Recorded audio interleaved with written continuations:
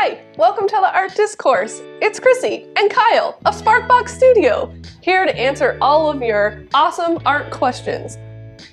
Our question this week is something magical, something wonderful, and something we all have a personal struggle with. How do I write a budget for a grant application? Yeah, that's pretty good reflection on that, I would say. Hello, it's me again. I'm calling from a faraway land.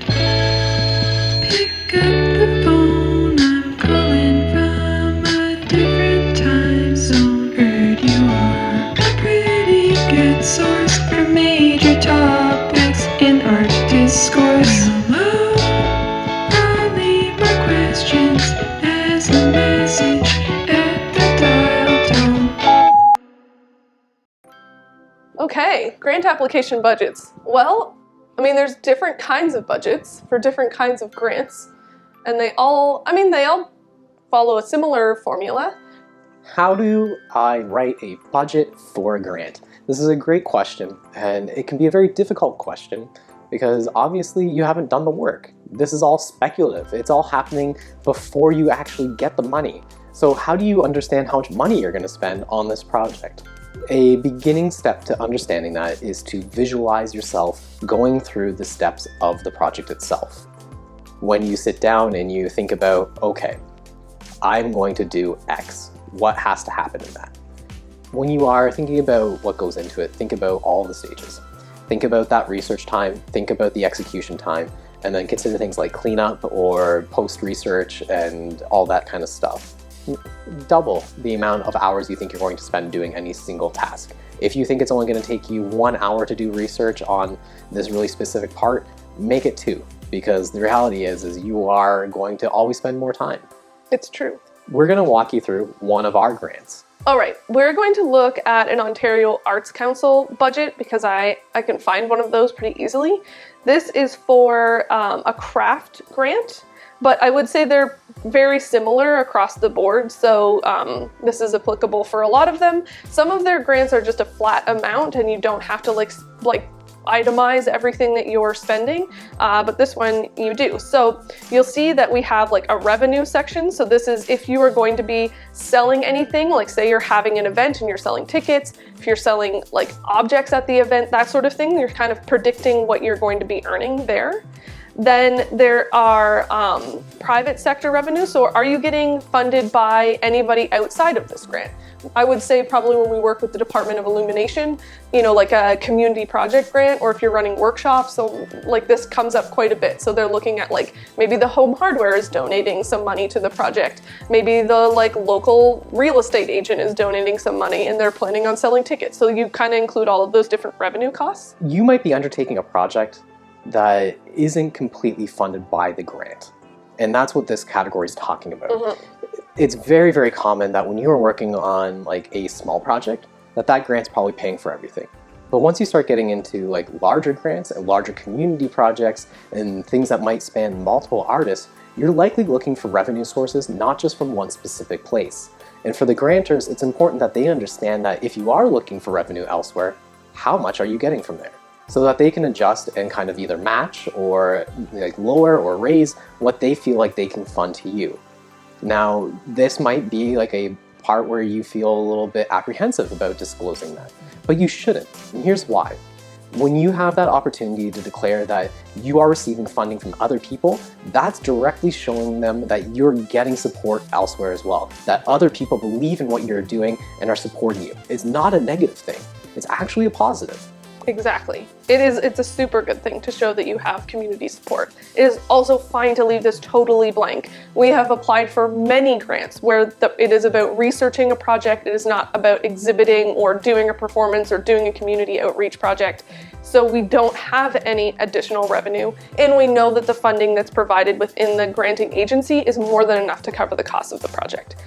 Consider that the OAC, the Ontario Arts Council, is supporting people who are producing plays, that are putting on like concerts, that are putting on tours, that are also supporting individual artists or individual makers or solo performers.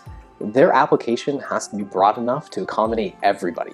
And that includes people who are working in large community groups all the way down to small individuals. Yeah, I would say also that when we first got funded, we worked with the municipality, and got funding underneath the municipality. And within that, we had to show a certain level of in-kind donation. So that means people giving us their time, usually in like very specialized expertise like graphic design, financial planner, lawyer, that sort of thing, in order to receive a certain amount of money. So in some of these cases, you do need to really show that you have that community support in order to have the grantor give you a certain amount of money. Sometimes you're matching it. So if you have $10,000 in cash donation from the grant, you need to show $10,000 worth of in-kind donation from the community. So it's good to really know those stipulations. So the next line for the Ontario Arts Council Craft Grant is how much you're requesting from the OAC. So in this line, you're probably going to be putting in like generally the max amount that you can get from the grant, but maybe not. So whatever that might be, $5,000, $7,500, $10,000, whatever the number is.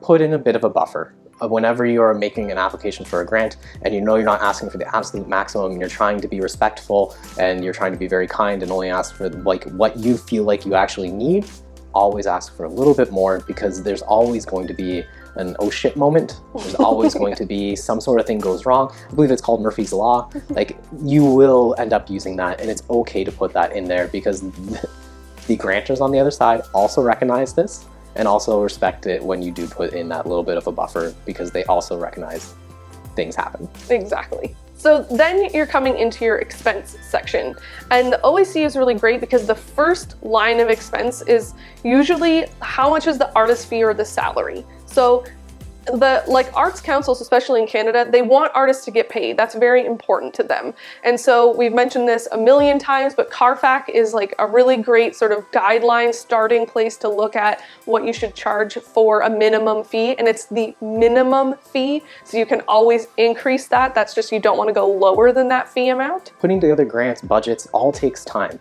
And so the amount of time that you spend doing this is time that you're not spending working on your art or your practice or earning money elsewhere. So using like a system like CARFAC is a quick way to kind of get from this, like, I know this project will take 10 days. Well, it just says in CARFAC fee schedule, for every half day it's this much, for every full day it is this much.